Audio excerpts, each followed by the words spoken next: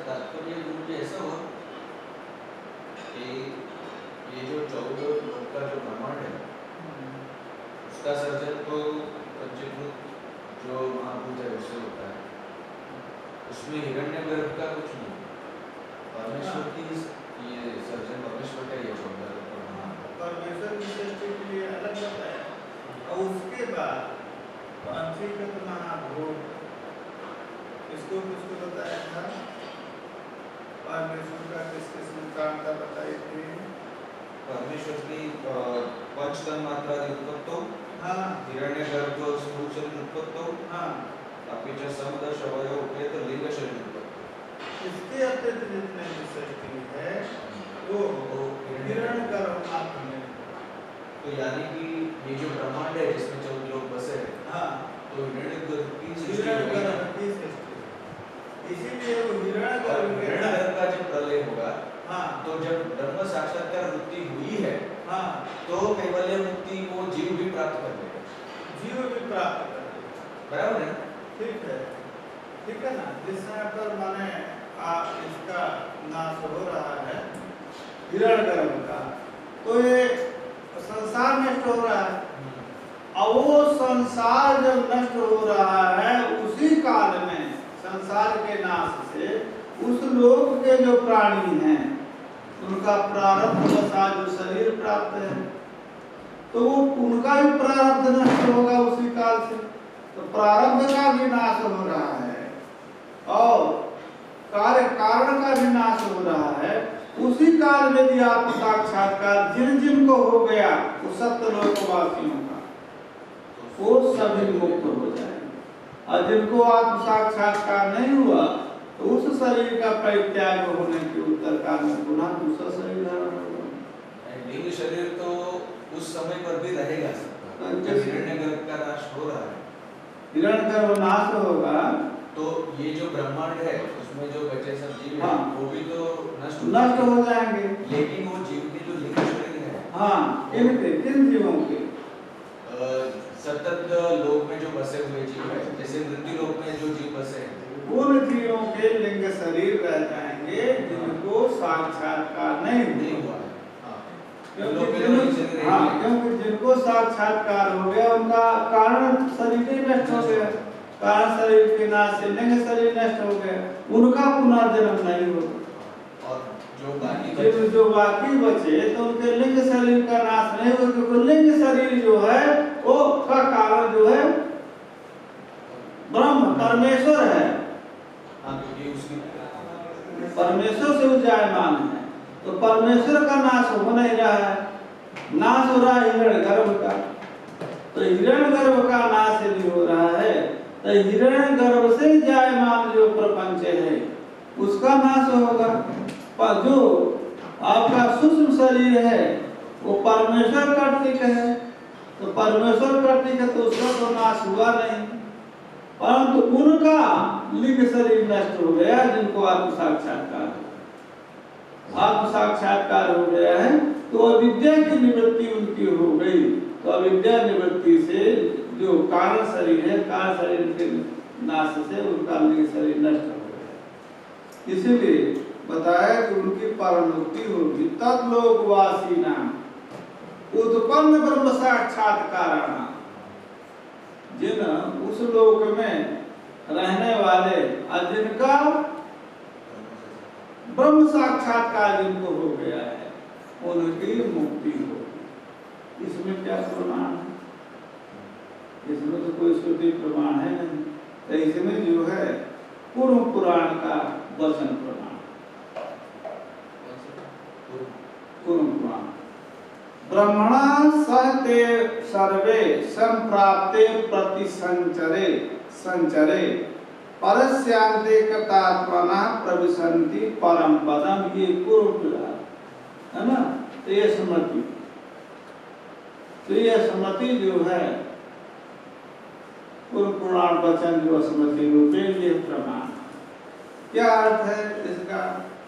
ब्रह्मणा से परस्य गर्भस्य अंते, परस्य अंते माने परस्य माने हिरण्यगर्भस्य अन्ते माने मुक्ति समय कृतात्मानः माने यहाँ से ले प्रतिसंचरे माने प्राकट प्रलय संप्राप्ते सति है ना। प्रतिसंचरे संप्राप्ते, प्रतिसंचर कहते हैं प्राकट प्रलय, प्राकट प्रलय संप्राप्ते सर्वे जीवाः ब्रह्मणा सह ते सर्वे जीवाः, ब्रह्म के साथ उनकी ब्रह्मणा सह ते पर कृतात्मानः सर्वे जीवाः परस्यांते माने हिरण्यगर्भस्यांते कृतात्मानः ब्रह्मणा सह परम पदम प्रविशन्ति, ब्रह्म रूपता को प्राप्त करके मोक्ष को प्राप्त होते हैं। प्राकट प्रलय काल में संप्राप्त होने पर जो कृतात्माना माने कृतात्म साक्षात्कार जीव हैं, वो परम पद जो परमात्म तत्व है, वो परमात्म तत्व को हिरण्यगर्भ के साथ प्राप्त करते हैं। ये जो आपका वाक्य है, ये जो पूर्व कथन है, वो पूर्व कथन में प्रमाण है। एवं तल्लोकवासदीशः कार ब्रह्मणि मुच्यमाने तदधिष्ठित ब्रह्मांडांतरवर्ती निखिल लोक तदवर्ती अस्थावरादीनां भौतिकानां भूतानां च प्रकृतौ मायायां लयो न ब्रह्मणि बाद रूप विनाशस्यैव ब्रह्मनिष्ठत्वात् अतः प्राकट प्रलयः इत्युच्यते। कहा प्राकट प्रलय क्यों इसको कहा जा रहा है? कहा प्राकट प्रलय इसलिए कहा जाता है कि जिनका प्रलय हो रहा है, जिनका मोक्ष हो गया, वो ब्रह्म रूपता प्राप्त हो गई, और जिनका प्रलय हो रहा है वो प्रकृति में लीन है। प्रकृतौ लय प्राकट लय, ये कहना चाहिए। प्रकृति संबंधी मान जो लय प्रकृति संबंधी मान प्रकृति रूपता को प्राप्त हो। तो एवं तब लोकवासदीशः, उन लोकवासियों के साथ जो कार ब्रह्मणि मुच्यमाने, उन लोकवासियों के जो आत्म साक्षात्कार प्राप्त हैं, उनके साथ जो है कार ब्रह्म जो हिरण्यगर्भ है वो तो मुक्त हो गया, परंतु तदधिष्ठित उस लोक में अधिष्ठित माने जो विद्यमान जो ब्रह्मांड है,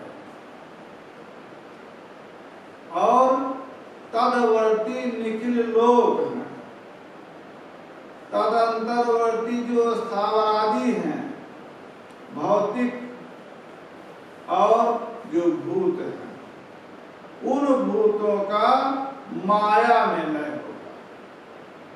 प्रकृतौ माने माया में लय हुआ, अतः वो प्राकट लय कहलाता है, न तो ब्रह्म है। क्यों? बाद रूप विनाशस्यैव ब्रह्मनिष्ठत्वात्, पहले हमने कह दिया था बाद रूप जो विनाश है वही ब्रह्मनिष्ठ होता है।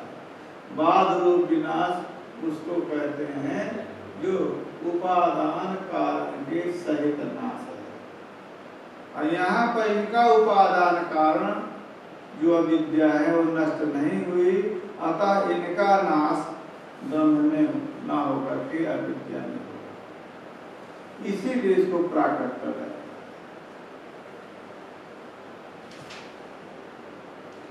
कार ब्रह्मणो द्योसावसान निमित्तक त्रैलोक मात्र प्रलयः नैमित्तिक प्रलयः। तो नित्य प्रलय एक हो गया, एक प्राकट प्रलय हो गया और तीसरा नैमित्तिक प्रलय। यही था तो 4 क्रम से। हाँ, नित्य प्राकट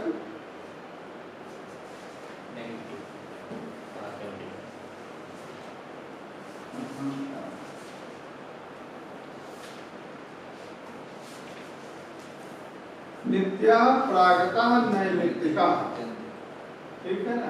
तो नित्य वाले को बता दिया, नित्य प्रलय सुसुप्ति है, प्राकट प्रलय ये भी हो गया। अब बताना चाहते हैं नैमित्तिक प्रलय, नैमित्तिक प्रलय। तो नैमित्तिक प्रलय काल ब्रह्मण दिवसावसान निमित्त कहा, त्रैलोक मात्र प्रलय नैमित्तिक प्रलय, ठीक है ना। कहते हैं जो काल ब्रह्म हिरण्यगर्भ है, हिरण्यगर्भ जब तक जागते रहते हैं तब तक सृष्टि होती है, और जब सो जाते हैं तो प्रलय हो जाता है। तो एक ब्रह्मा के दिन में चतुष्षष्ठी जो युग का जो चक्र हो, तो चतुर्युगी है वो 64 चतुर्युगी एक ब्रह्म एक हिरण्यगर्भ के काल में बीतती है। तो ये कौन सी चतुर्युगी चल रही है?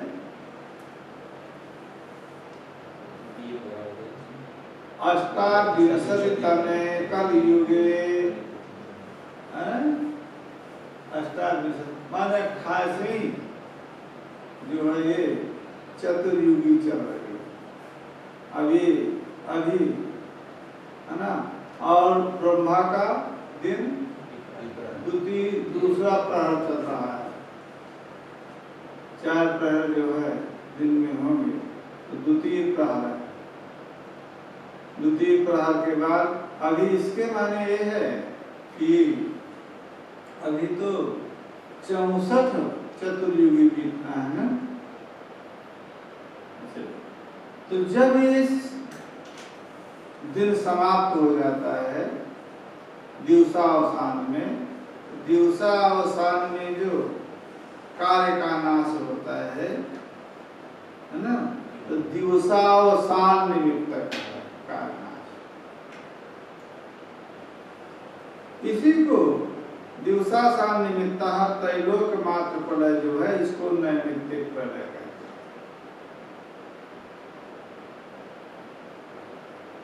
ब्रह्मादि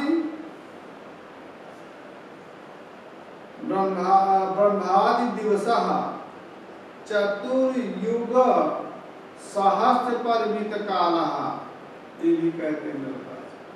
ब्रह्म का जो दिन है वो चतुर्युग सहस्र परिमित काल है, ये भी लोग बात करते हैं। और ये जो हम लोग गणना कर रहे हैं इसमें 64 ही युग, 64 चतुर्युगी ही चतुर्युगी रहे। क्यों? द्वितीय प्रारंभ हो रहे हैं ना, तो और दूसरे प्रहर तक 27 चतुर्युगी बीत करके 28 चतुर्युगी भी बीतने वाली है, क्योंकि ये जो कली है, कली के बाद तो ये चतुर्युगी बीत जाएगी। इसलिए ये जो हम लोग अपने संकल्प में पढ़ते हैं ये 64 चतुर्युगी एक दिवस में बीतता है, उसके कारण वो तो संगति हो रही है। यदि आप ब्रह्म का चतुर्युग सहस्र परिमित मानते तो प्रथम प्रहर कहा जाता है, क्योंकि यदि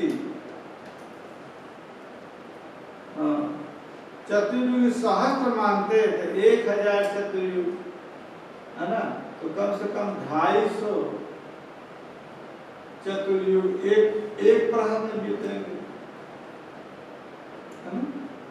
और उस प्रकार से 64 चतुर्युगी मानने पर एक प्रहर में 16 चतुर्युग बीतेंगे, 16 चतुर्युग बीतेंगे। इसलिए द्वितीय चतुर्युग जो है, द्वितीय जो प्रहर है, द्वितीय प्रहर जो है 32 द्वारा 63 चतुर्युग पर्यंत चलेगा। ये जो हम संकल्प में पढ़ते हैं, इस संकल्प से तो सिद्ध है कि ये संकल्प जो है तो हम चतुष्षष्ठी चतुर्युग एक दिवस में होता है, उसको लेकर चलते हैं। यानी चाहे कोई 1000 माने, चाहे 500 माने, चाहे चतुर्दश, ये है कि जिस समय पर दिवसावसान होगा उस समय पर जो एक कार्य का लय होगा वो जो है नैमित्तिक प्रलय है। ब्रह्म दिवस चतुर्युग सहस्र परिमित कालः चतुर्युग सहस्राणि ब्रह्मणो दिनमुच्यते, ये वाक्य है। चतुर्युग सहस्राणि है ना, ब्रह्म इति वचना। प्रलय कालः दिवस काल परिमितः।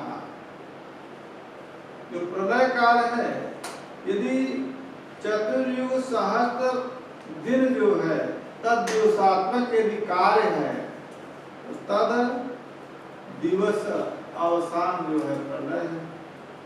प्रलय काल दिवस काल परिमिता, अर्थात यावत काल दिन है, दिवस है, तावत काल जो है आपका कार्य है और उसके अवसान में नाश है।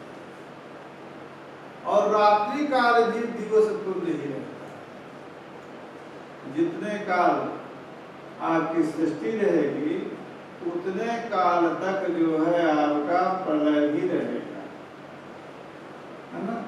इस प्रकार के जो एक दिन में ब्रह्मा के एक दिन में चतुर्युगी 1000 बीतती है, एक का मत है।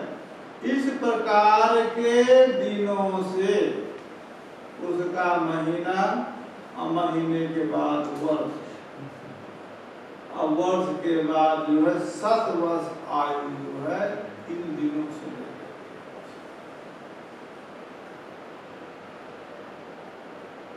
कहा कि क्या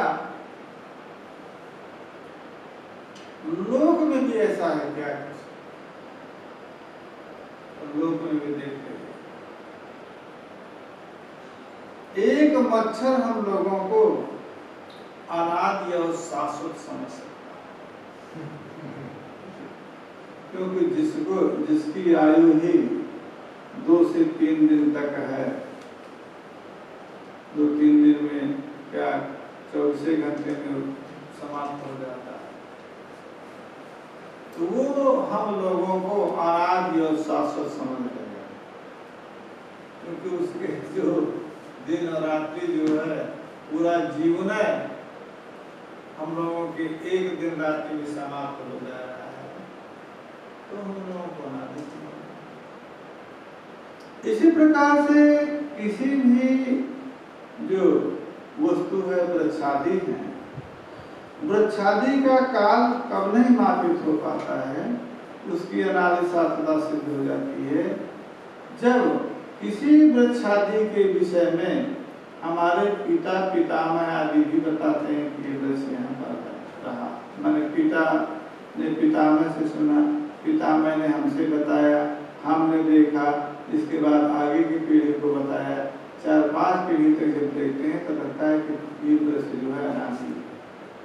वो अनादि नहीं है, क्योंकि उसकी उत्पत्ति का जिस समय पर वो उत्पन्न हुआ, वो उत्पत्ति काल को यदि दृष्टा कोई नहीं है और विनाश काल हमारे काल में नहीं दिखा, तो उसको माने अपने आप कल्पना से गणना करके कह देते हैं तो अनादि है। क्योंकि उत्पत्ति काल यदि कोई देखा हो और उत्पत्ति काल देखने के बाद वो बतावे किस काल में उत्पन्न हुआ, तब तो हमारा उत्पत्ति काल बहुत दिन से हमारे 3-4 पीढ़ी बीत गए। हमने उत्पत्ति वो सब लोग बताते आ रहे हैं वैसे था। इसके बाद हमने देखा ही, हमने नाश उसका देखा नहीं, उत्तरवर्ती भी हमारे नाश नहीं देखे, इसलिए उसकी अनायता से बदल जाती है। तो ब्रह्म भी अपने दिन में ही जीता है, जिस प्रकार से हम अपने दिन में जीते हैं, परंतु उसका दिन में हम लोगों के अदृष्ट जिस प्रकार से निकला है। अतः हम लोगों का जो दिन है उसके लिए दूसरा सूर्य है अस्त उदय, और उसके लिए कोई दूसरा अस्त उदय है। तो उसके अस्त उदय में हम लोगों की इतनी युग शास्त्री बीत जाती है, और वो अपने वर्षों से 100 वर्ष जीता है, हम अपने वर्षों से 100 वर्ष जीते हैं। उसी प्रकार से लोक के दृष्टांत को इसलिए हमने बताया कि यहाँ पर भी हम लोगों को जो छोटे जीव हैं, जिनकी किसी की 1 साल 2 साल यही नहीं, मच्छरों की ही नहीं अवस्था निर्धारित है। जो कुक्कुर है, श्वान, उसकी अवस्था निर्धारित है। उस 16 वर्ष से अधिक चाहे कितनी सुविधा से रखें, जी ही नहीं सकता। अधिकतम उसकी 16 वर्ष अवस्था है। इसी प्रकार से शेर की भी 16 वर्ष की अवस्था है। अभी 2-3 महीने पहले अखबार में पढ़ा गया था, है ना, इतिहास की 22 साल की अवस्था में अभी शेर जीवित है, इतिहास है। तो उनकी अवस्था इसी प्रकार से बिल्ली जो है बिलाट, तो बिलाट की अवस्था 6 वर्ष, 6 से 7 वर्ष ही इसकी अवस्था है। इसके बाद अवस्था इसकी नहीं है। सबसे अधिक अवस्था वाला जीव कौन है? कच्छप। कच्छप के साथ साथ मछली। मछली की अवस्था 1,000। तो ज्यादा इसमें व्याख्यान देने की आवश्यकता नहीं है शास्त्र में, क्योंकि उसको तो आप सब लोग जानते हैं। उसकी 1,000 वर्ष अवस्था मछली। मछली सबसे बड़ा जीव भी मछली पाया जाता है। तो समुद्र में बड़ी बड़ी जहाजों को भी रोक देता है, माने उसका विस्तार 2-4 योजन विस्तीर्ण जो है मछली जो है पाई जाती है। इस प्रकार से हम जब किसी को पूर्व में देखे रहते हैं और उसको पुनः देखे, अन्य पूर्व वाले भी हमको बताए रहते हैं, तो उसको हम आजर-अमर जैसी कल्पना कर लेते हैं, परंतु अपनी अवस्था से है। और तो ब्रह्म भी अपनी अवस्था से है, परंतु उस ब्रह्म का जो आयु है वो आयु निर्धारित आयु है, परंतु उसके हम एक दिन में जो हमारी आयु शास्त्री जाती है, इसके ब्रह्म को हम रात क्या प्राकृत प्रलय नैमित्तिक प्रलय च पुराण वचनानि प्रमाण। प्राकृत प्रलय नैमित्तिक प्रलय में पुराण वचन ही प्रमाण। जो नैमित्तिक प्रलय है, क्योंकि शास्त्र वचन प्रमाण इसमें नहीं, परंतु पुराण वचन भी प्रमाण है, तो उनको भी हम लेकर के चल रहे हैं। तो जो प्राकृत प्रलय था, प्राकृत प्रलय में ब्रह्मणा सहते ते सर्वे संप्राप्ते प्रति संचरे परस्यांते कृतात्मानः प्रविशन्ति परम पदम। ये पूर्व पुराण का वचन था। और उसके बाद जो नैमित्तिक प्रलय है उसमें भी पुराण वचन है। द्विपराधे प्रतिक्रांते ब्रह्मणः परमेशिनः तदा प्रकटयः सन्तः सप्त प्रकल्पन्ते प्रलयाय ही ऐसा प्राकृतिको राजनः प्रलयो यत्र लीयते एष नैमित्तिको प्रोक्ता प्रलयो यत्र विश्वसृक् सेते अनंता सैने नित्यमात्म साक्षात्कृत अखिलम। ये जो है तो पहला जो प्राकृत प्रलय था उसके लिए पूरी पराधे क्रांति ब्रह्मा तदा प्रकटया सप्त, जो 7 प्रकृतियां हैं वो प्रलयाय कल्प्यन्ते, प्रलय की उन्मुखता 7 प्रकृतियों की हो जाती है, इसी को प्राकृतिक प्रलय कहा गया है। इसके बाद इति वचनं प्राकृत प्रलय मानम ऐसे में मृत्तिका प्रवृत्ता प्रलय यद विश्व स्रष्टा जिस समय पर सेते अनंतासन, अनंतासन अनंत जो अपरिच्छिन्न परमात्म तत्व है उस आसन में जब शयन करता है, आत्म साक्षात्कृत्य नित्यम सेते अनंतासन, आत्म साक्षात्कार करके जो अनंतासन में शयन करता है तो अखिलम प्रपंच तदैव जीयते, उस समय पर संपूर्ण प्रपंच का जो लय होता है वो नैमित्तिक प्रलय है। इति वचनं नैमित्तिके प्रलय मानम, ये हो गया। तुरी प्रलयस्तु नित्य प्राकृत नैमित्तिक, चौथा क्या है? आत्यंतिक। आत्यंतिक जो प्रलय है वो प्रलय क्या है? ब्रह्म साक्षात्कार निमित्त कहा सर्वमोक्ष। ब्रह्म साक्षात्कार निमित्तक जो सर्वमोक्ष है वो नैमित्तिक प्रलय है। तो एक जीववाद में जब एक ही जीव है, अविद्या रूप उपाधि में प्रतिबिंबित चैतन्य जीव है, तो एक जीववाद है। एक जीववादे युगपदेव, एक जीववाद में एक जीवात्मा का आत्म साक्षात्कार हो गया, सब प्रलय हो गया। एक जीववाद और नाना जीववाद में क्रम से एक एक को जिसको जिसको आत्म साक्षात्कार होगा उसका उसका जो प्रपंच है वो प्रपंच जो है प्रलय होगा, उसका नाश होगा। सर्व एक ही भवन इत्यादि सुते है। तत्राद्यात्रया प्रलया कर्मो परम निमित्ताः, कहा जो 3 जो पहले कर जो प्रलय बताए गए हैं वो 3 प्रलय जो हैं कर्म उपरम निमित्त, कर्म की उपरति हो गई तो नित्य प्राकृत और नैमित्तिक जो है प्रलय।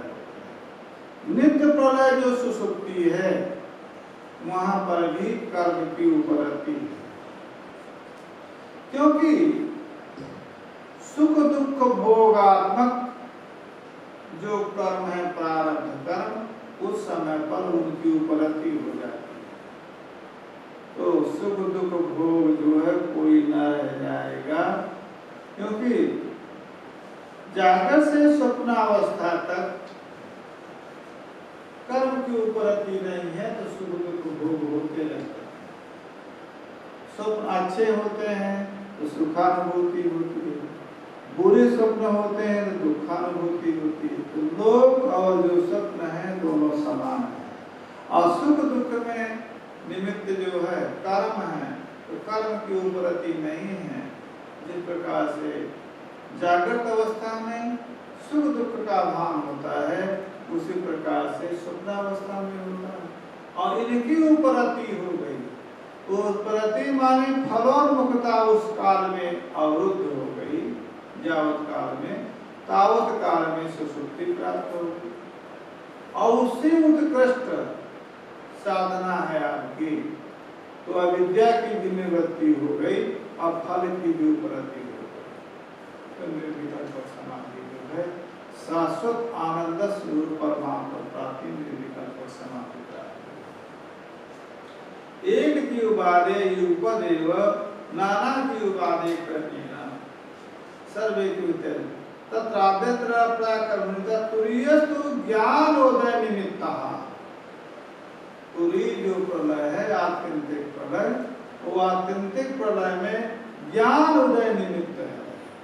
कौन सा ज्ञान? जीवात्म परमात्मा अभेद रूप जो तत्व साक्षात्कार है, अद्वैतात्म तत्व साक्षात्कार है, वो निमित्त जो है एक आत्यंतिक प्रलय है। अज्ञाने सहित विशेषः, अतः ये जो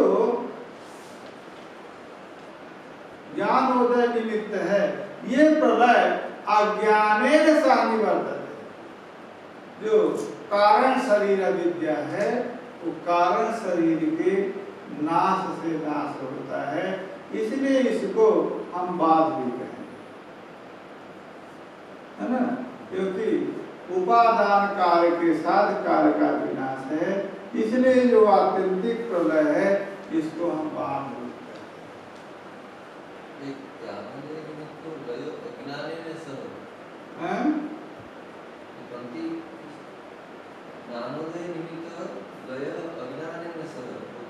अज्ञानेन सह तुरीयः ज्ञानोदय निमित्तः तुरीयः आत्यंतिको प्रलयः।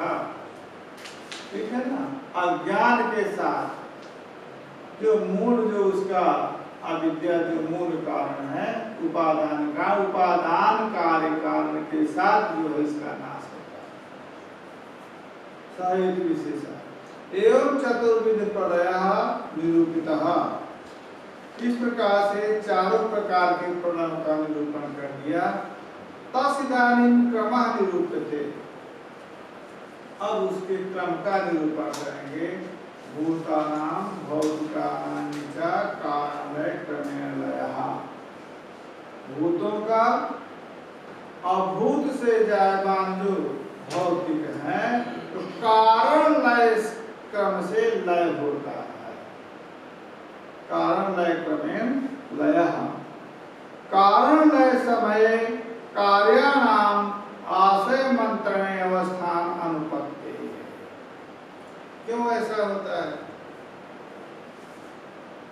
क्योंकि कारण का यदि लय हो गया, कारण का यदि लय हो गया, तो कार्यों का आश्रय के बिना अवस्थान नहीं होता।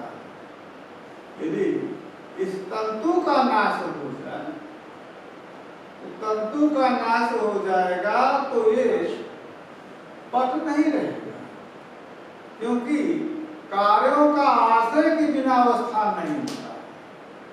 तो तंतु जो कारण है, वो कारण के नाश से कारण नहीं रहता। इसलिए कारण लय समय कारणाम आश्रय मंत्रे अवस्थानम। आश्रय के बिना अवस्थान अनुपत्ति है। किंतु षष्ठी क्रम विपरीत क्रमे तत्तद कार्य नाशे तत्तद जनक आदर्श नाशस्यैव प्रयोजकतया उपादान नाशस्य अप्रयोजकत्वात्। तब क्या कहेंगे? जब कारण लय के समय बता रहे हैं कि भूतानां तस्दानीं क्रमो निरूप्यते भूतानां भौतिकानां च न कारण लय क्रमेण लयः।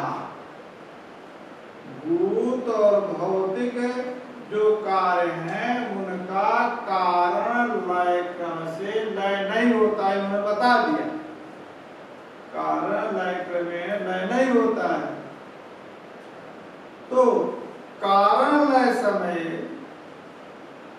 कारणानाम आश्रय मंत्र अवस्थान अनुपत्ति, क्योंकि कारण लय के काल में कार्यों का आश्रय की बिना अवस्थान अनुपत्ति है। परंतु किंतु षष्ठी क्रम विपरीत क्रमेण। यदि आप कारण लय क्रमेण आप कहेंगे तो कारण लय क्रम से यदि आप कहेंगे तो कारण का लय पहले हो जाए, ठीक है ना, फिर बाद में कार्य का लय हो। तो कारण के लय आइए यही मानते हैं, नहीं आए ना, क्या इनकी बुद्धि को समझ वो कहते हैं कि उपादान कार्य नाश के नाश जो है उपादेय कार्य के प्रति हेतु है। जब उपादान का नाश हो गया प्रथम क्षण हेतु है, उसके बाद उपादेय का नाश हो, अर्थात तो उपादान दो प्रकार के नाश का उनके यहाँ क्रम है, स्वामी जी थोड़ा समझ लेंगे। उनके यहाँ एक नाश का क्रम ये है कि उपादान कारण के मान सब उपादान उनके यहाँ मत करें, समवायी कारण से कार्य का नाश और असमवायी कारण से कार्य का नाश। तो असमवायी कारण के नाश से यदि कार्य का नाश आप कहते हैं तो कथनचित संभव है। तो द्रणुक कार्य नाश पर्यंत कहते हैं, द्रणुक कार्य नाश एक आचार्य का मत है, परमाणु जो कार्य नाश है। तो द्रणुक कार्य, द्रणुक रूप जो कार्य है तद नाश पर्यंत समवायी कारण के नाश से नाश मानते हैं। तो समवायी कारण के नाश से नाश मानते हैं और द्रणुक का असमवायी कारण के नाश से नाश होता है, क्योंकि समवायी कारण नित्य है। अब चलिए एक में तो एक विपत्ति आपत्ति ये है। अब चलिए घट जो है कार्य हुआ और घट कार्य का नाश यदि समवायी कारण के नाश से मानते हैं, ठीक है, तर्क को समझ समवायी कारण, तो उसका समवायी कारण क्या हुआ? कपाल, कपाल का नाश हो। परंतु कपाल भी तो कार्य है, तो कपाल का नाश कब होगा? जब कपालिका का नाश हो। कपालिका भी तो कार्य है, समवायी कारण के नाश से यदि आप कहते हैं तो चूणिका का नाश हो। चूणिका भी तो कार्य है, चतुर्णक का नाश हो।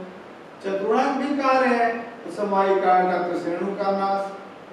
त्रिशेणु भी कार्य है तो द्रणुक का नाश, और द्रणुक भी कार्य है तो परमाणु का नाश। नाश हो गए,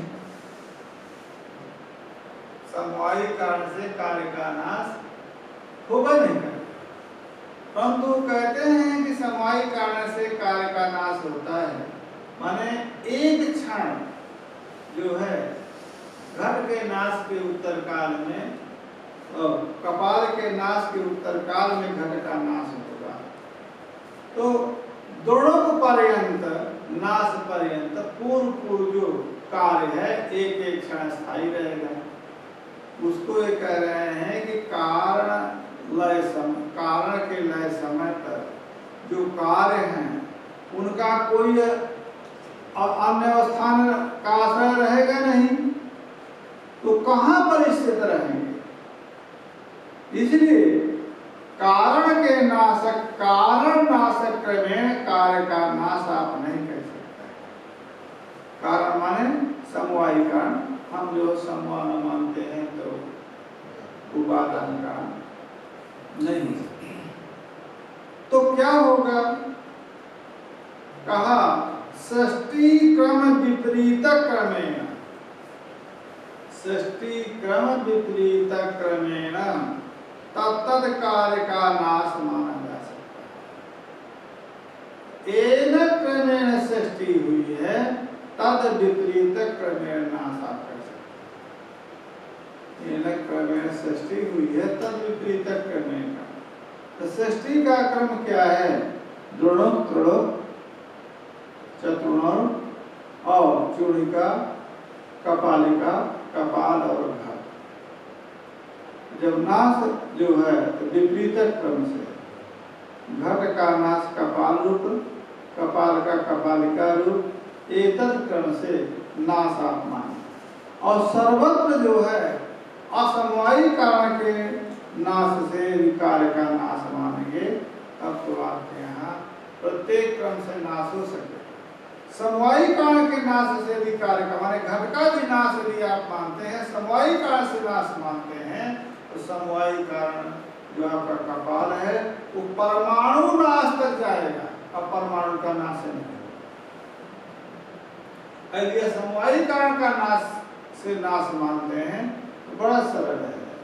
जो कपाल संयोग है, कपाल संयोग का नाश हो गया तो घट नष्ट हो गया, और चूड़िका कपालिका संयोग का नाश हो गया तो कपाल नष्ट हो गया, चूड़िका संयोग का नाश हो गया तो आप कह देते हैं कपालिका नष्ट हो गई, और तो श्रेणु चतुर्णव के संयोग का नाश हो गया तो चूड़िका नष्ट हो गई, तो श्रेणु के संयोग का नाश हो गया तो चतुर्णव। इस क्रम से आप करते करते आप दृढ़ पर्यंत जो है नाश को ले जा सकते हैं।